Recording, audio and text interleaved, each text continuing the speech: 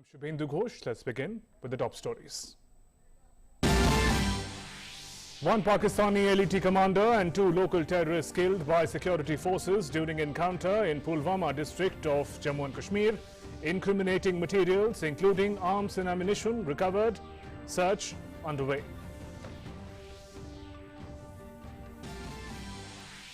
Parliamentary Affairs Minister Prahlad Joshi calls an all-party meeting on 18th July before the monsoon session scheduled to start from July 19th. Lok Sabha Speaker Om Birla also calls a meeting of floor leaders of Lok Sabha. India continues its fight against COVID-19. Cumulative vaccination coverage in the country exceeds 38.76 crore, more than 37.14 lakh vaccine doses administered yesterday.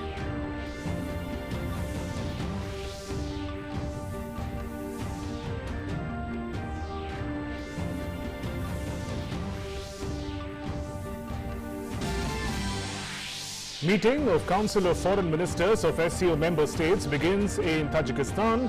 External Affairs Minister Dr. S Jaishankar participates in the meet on Afghanistan. Afghanistan and post-COVID recovery are the pressing concerns. Protests continue in Cuba against the deep economic crisis resulting in shortage of basic goods and power outages. Access to social media and messaging platforms restricted by authorities. United States calls for calm.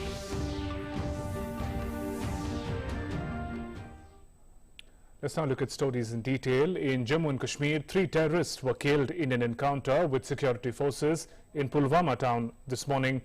The gun battle between a joint team of security forces and terrorists started during wee hours. Pakistan LET commander Aijaz, along with 2 local terrorists, were killed in the encounter.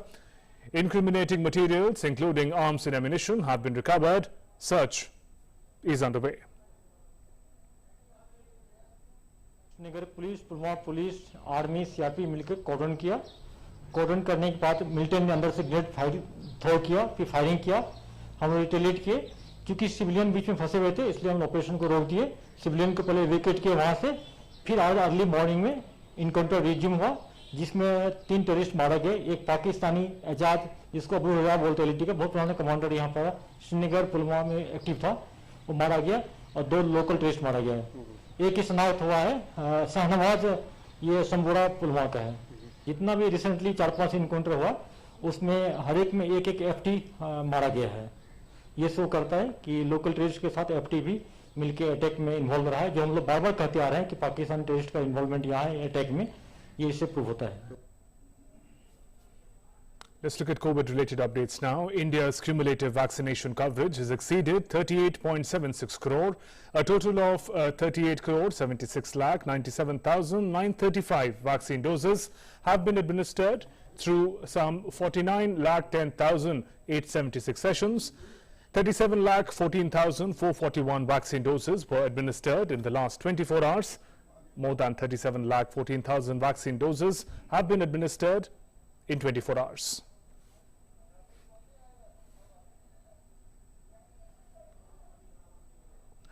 And of the people infected since the beginning of the pandemic, some 3 crore 1 lakh 4,720 people have already recovered from COVID-19 and 41,000 patients recovered in the last 24 hours.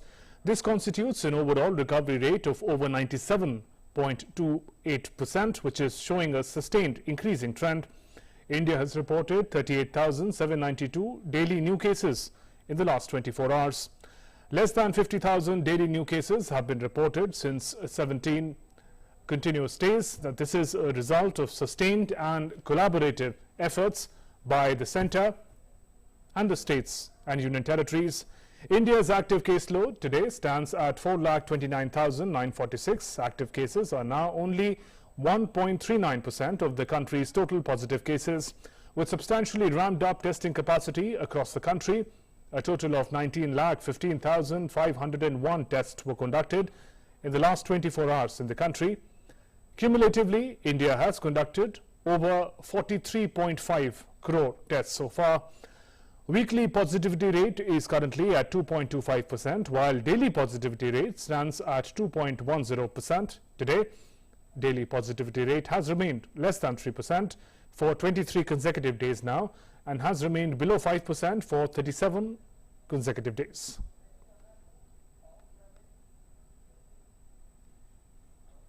The vaccination drive has been ramped up through availability of more vaccines, advanced visibility of vaccine availability to states and union territories for enabling better planning by them and streamlining the vaccine supply chain. As part of nationwide vaccination drive, so far over 39.59 crore vaccine doses have been provided to states and union territories, and a further 30,250 doses are in the pipeline. Of this, the total consumption including wastages is 38 crore 7,68,770 doses. More than 1.51 crore balance and unutilized COVID vaccine doses are still available with the states and union territories and private hospitals yet to be administered. Moving on, SCO Foreign Ministers Meet has begun. External Affairs Minister Dr. S. Jaishankar is participating in the meet. He is on a two-day visit to Tajikistan. Afghanistan and post-COVID recovery are the pressing concerns for this meeting. The meeting aims to discuss the achievements of the organization as it celebrates the 20th anniversary of its formation in this year. 20th year is an opportune time to reflect on achievements and deliberate on the challenges. Meeting also aims to assess the preparation for the upcoming SCO Council of Head of States on 16 to 17 September 2021 in Dushanbe and exchange views on current international and regional issues.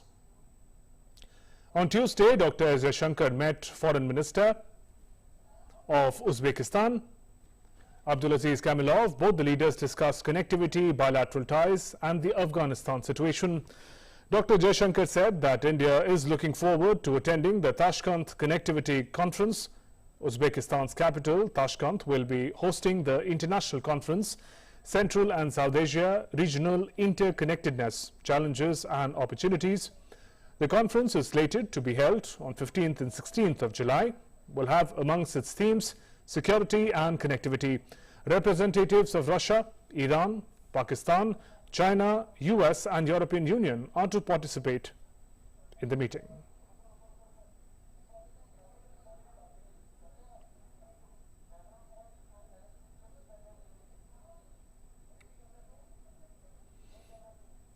And Prime Minister Narendra Modi will visit Varanasi tomorrow. He will lay the foundation stone of multiple development projects during the visit. At around 11 in the morning, Prime Minister will inaugurate various public projects works, including a 100-bed MCH wing in PHU, multi-level parking at Godalia, ro-ro vessels from tourism development on River Ganga, and 3-lane flyover bridge on the Varanasi-Ghazipur highway. Projects worth around ₹744 crore will be inaugurated. He will also lay foundation stones of several projects and public works worth around 839 crore rupees. These include Center for Skill and Technical Support of Central Institute of Petrochemical Engineering and Technology, 143 rural projects under Jal Jeevan Mission, and mango and vegetable integrated pack house in Karyan. Prime Minister will also inaugurate the International Cooperation and Convention Center, Rudraksh, which has been constructed with Japanese assistance. Thereafter, he will inspect the maternal and child health wing at BHU. In Himachal Pradesh, 9 people have been killed and 8 others missing due to flash floods in the last couple of days. According to data provided by the State Department and the State Disaster Management Authority, 142 roads are blocked in the state, 266 power transformers and over 200 drinking water schemes have been affected. Life is still not back on track in many areas of the state. Snowflakes fell on high peaks of Lahore, including Rohtang on Monday night. The weather remained clear in the state on Tuesday. In view of landslide and flood situation, the administration has decided to ban the movement of vehicles on Manali-Leh road. All vehicles going to Leh after 4 p.m. will not be allowed to pass in front of Chispa in Lahore. The blocked road near Madgan in the Pangi Kilad Manali road remained closed on Tuesday as well. The administration has instructed the common people along with tourists not to go towards the river, drain and other sensitive areas. 10 roads in Kullu district, 43 in Sirmaur remained closed. Meanwhile, there has been no significant improvement in the flood situation in Bihar. 16 blocks of Muzaffarpur district are most affected. Over 1,28,000 people are being given cooked food through 106 community kitchens in the district. One company each of NDRF and SDRF has been deployed for relief and rescue operations. 237 boats have been deployed in the flood-affected areas for transportation and to conduct rescue operations. Road connectivity has been broken in Jalwara Panchayat with Asraha in Kyoti block of Darbhanga. 4 teams of NDRF are helping the people. Kyoti block of the district remain most affected, where road connectivity has been cut. 1 to 1.5 lakh cusecs of water is still being discharged from Kosi and Gandak barrages. The Met Department has also predicted light to moderate rains in different parts of the state today. In international news, US President Joe Biden delivered an emotional and combative speech in defense of broadening the right to vote, declaring it a national imperative for the Congress to pass legislation that would counter new Republican laws in several states that curb ballot access. Calling the state laws an assault on democracy and an assault on liberty, Biden said 2022 midterm elections could highlight the damaging effect of the new laws. The Democrat-controlled U.S. House has passed 2 bills to address voting rights, but both have stalled in the Senate. There's an unfolding assault taking place in America today, an attempt to suppress and subvert the right to vote in fair and free elections, an assault on democracy, an assault on liberty, an assault on who we are as Americans. More than 80 judges, including those appointed by my predecessor, heard the arguments. In every case, neither cause nor evidence was found to undermine the national achievement of administering the historic election in the face of such extraordinary challenges. Audits, recounts were conducted in Arizona and Wisconsin. In Georgia, it was recounted 3 times. It's clear for those who challenge the results and question the integrity of the election, no other election has ever been held under such scrutiny and such high standards. The big lie is just that, a big lie. Meanwhile, Texas Democratic lawmakers defied calls for their arrest on Tuesday, a day after fleeing their states to thwart efforts to pass voting restrictions, and said they would stay in Washington to push for federal voting reform. Texas is one of a number of Republican-led states pushing new voting restrictions in the name of enhancing election security, citing former President Donald Trump's false claims that his November election defeat was a result of widespread fraud. Texas legislators and President Joe Biden's administration are pushing Congress to pass legislation that protects the right to vote. So far, Senate Republicans have not backed the legislation, likely dooming it. Legislature may have, these Republicans in this legislature may have changed the Messiah, Jesus, to Trump, but I haven't. And I'm going to make sure that everything that I can do, that my constituents' right would not be stripped from them because of what they believe in is a lie. Trump lost the election. Yes, he did. And they need to tell the people of this country the truth. And if they won't, I'm going to. Lithuania's parliament on Tuesday approved the mass detention of migrants and curbed their right of appeal, a move meant to deter high numbers crossing the border with Belarus, which stirred an outcry among humanitarian groups. The new law bans any release of migrants from detention for 6 months after their arrival, curbs the right of appeal for rejected asylum seekers, and stipulates that migrants can be deported while their appeals are considered. There might be situations where the influx of people is such high that it's impossible to ensure that all the rights that are usually respected when there is illegal migration can be respected 100%. I mean, the government of Lithuania intends to provide all the support that is needed for those people whom we think also being, in a way, victims of organized crime and Lukashenko participation in this process. In Lebanon, riot police beat tear gas protesting families of the Beirut blast victims outside of Lebanese Interior Minister's Beirut residence on Tuesday. Demonstrators held placards of their lost family members, challenged caretaker Interior Minister Mohammad Fahmy for rejecting a legal request to interrogate General Security Chief Major General Abbas Ibrahim. Elon Musk has defended his handling of Tesla Inc.'s $2.6 billion merger negotiations with SolarCity.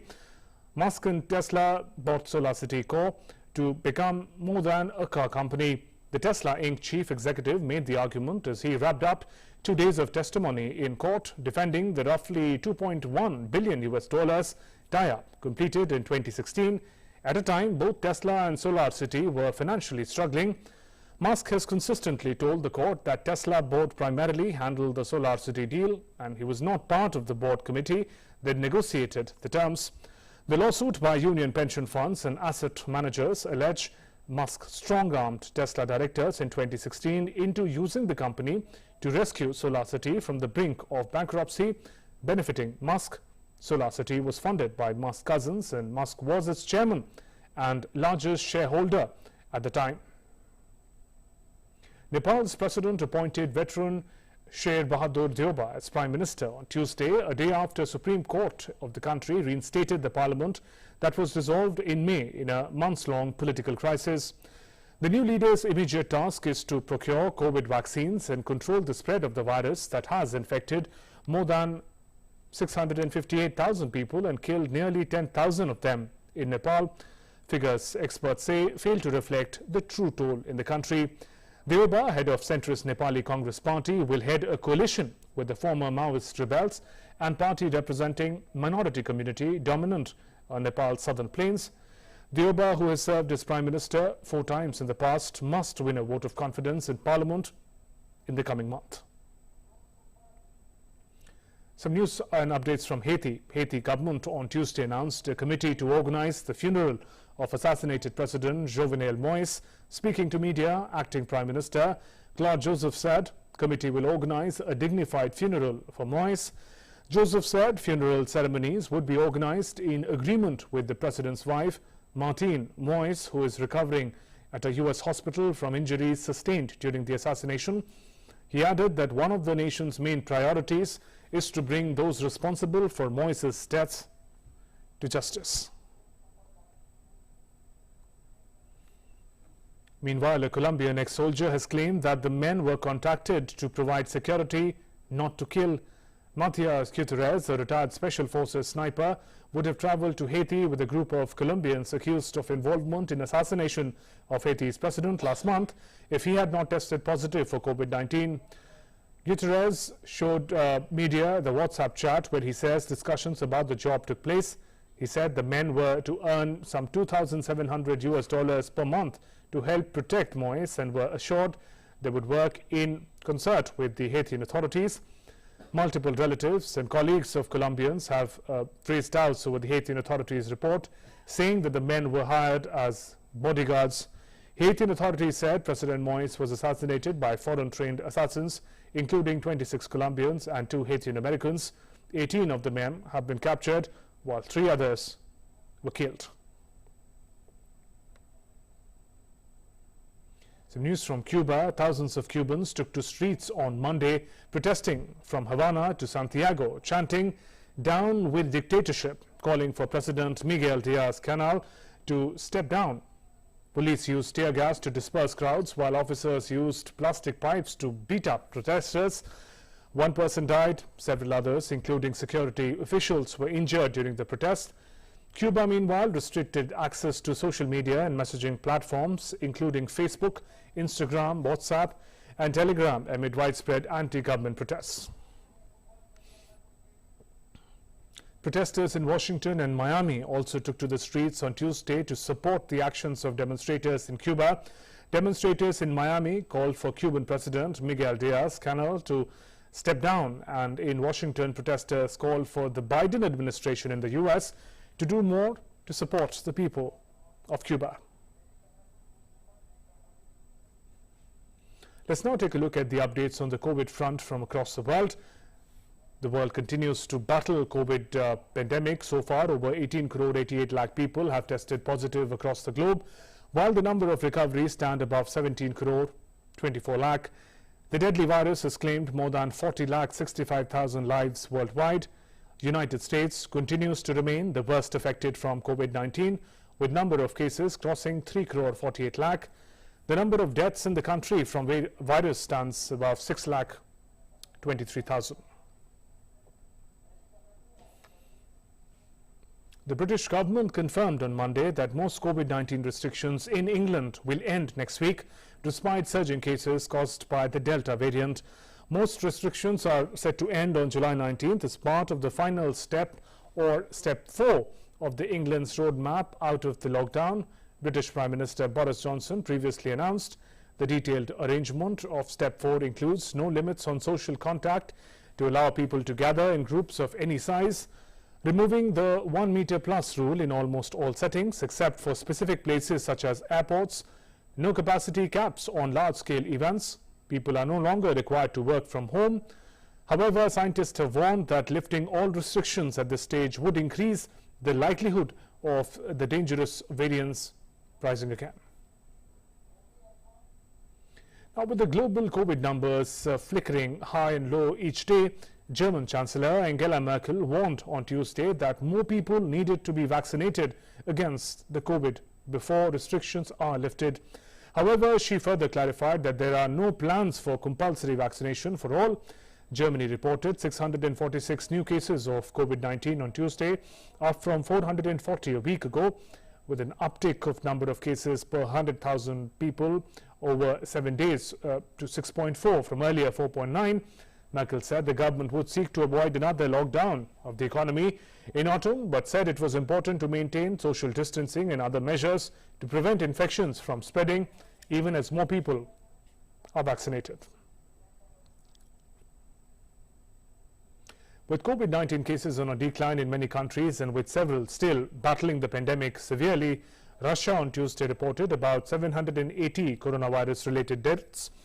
That is the most confirmed in a single day since the beginning of the pandemic, as well as 24,702 new cases nationwide. Russia is in the grips of a surge in cases that authorities have blamed on contagious Delta variant and the slow rate of vaccinations. Moscow, where the mayor has said situation is beginning to stabilize, reported over 4,900 new COVID cases.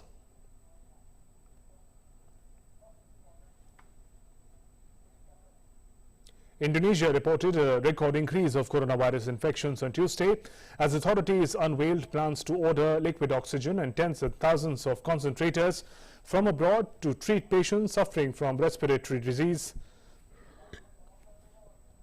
The Southeast Asian nation is fighting a devastating new virus outbreak that has stretched parts of health system to a breakpoint. Over 47,000 new cases were reported on Tuesday, the 6th daily record in the past 10 days and up about sevenfold from a month ago, with total infections now topping 26 lakh.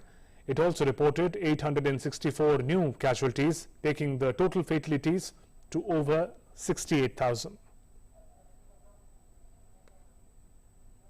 A COVID-19 vaccination center in Malaysia has been ordered to close for sanitization after more than 200 volunteers and workers there tested positive over the weekend. Those inoculated from July 9th to July 12th at the center, about 25 kilometers outside of Kuala Lumpur, are advised to self-isolate for a period of 10 days. The facility has a capacity of about 3,000 doses daily.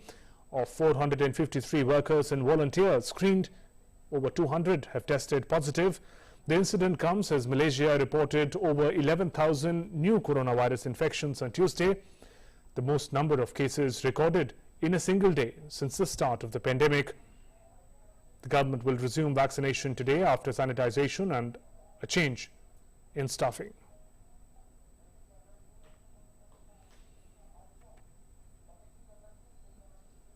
And Nigeria expects to receive nearly 8 million additional doses of COVID-19 vaccines by the end of August, including from US government donation.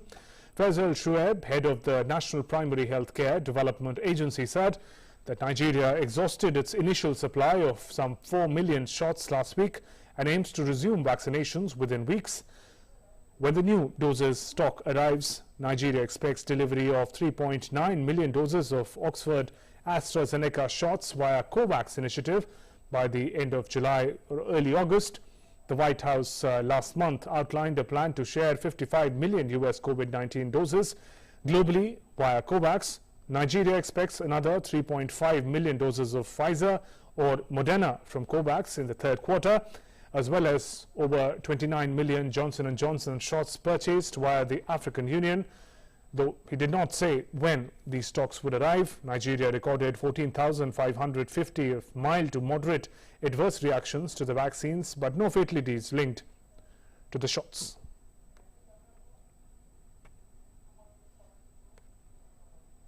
Some sports news. India will host the World Badminton Championship for the second time in 2026. The sports governing body, Badminton World Federation, announced on Tuesday India was scheduled to organize the Sudirman Cup in 2023, but Badminton World Federation decided to award the hosting rights of the World Mixed Team Championship to China. This will only be the second time that India will be hosting the World Championship, with Hyderabad having played host to the prestigious event in 2009.